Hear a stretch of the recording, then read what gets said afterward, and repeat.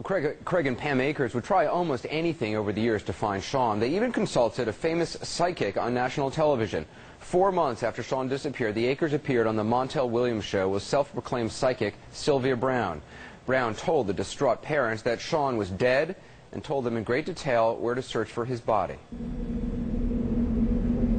To some, she's a window into the future, a spiritual leader who can communicate with the dead. Sylvia, I want to thank you for sharing such a special gift with us. To others, Slyvia Brown is nothing but a con artist and a fake. She's wrong more often than she's right, as far as I can tell so far. There have been a number of missing person cases that she's got flat wrong. Case in point, just listen to what Slyvia Brown told Sean Hornbeck's parents about their son's kidnapper nearly 4 years ago on the Montel Williams show. The guy was dark-skinned. Although he wasn't black, he was more Hispanic looking. Had real long, dark hair. And strange enough, Hispanic, but he had dreadlocks.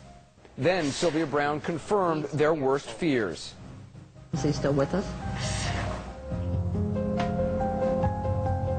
Thankfully, Sean Hornbeck was found last week alive and well. His alleged abductor, Michael Devlin, is not Hispanic, and he didn't have dreadlocks at the time of the abduction. Brown did say Sean was abducted by a man named Michael, but she was terribly wrong about the most important detail of all. Hearing that was one of the hardest things we ever had to hear. The search for Sean was diverted, according to his parents, based on the misinformation Brown had given, costing the effort valuable man-hours. Sean's parents, Craig and Pam Akers, also say Brown offered to help them for money. Is it true she also offered to help for $700?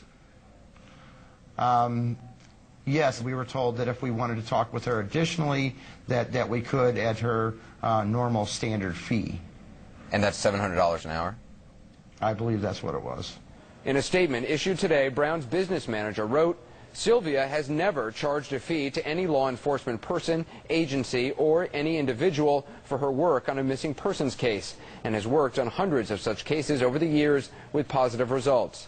The statement goes on to say, quote, she cannot possibly be 100% correct in each and every one of her predictions. She has, during a career of over 50 years, helped literally tens of thousands of people. But there are also some people she's hurt.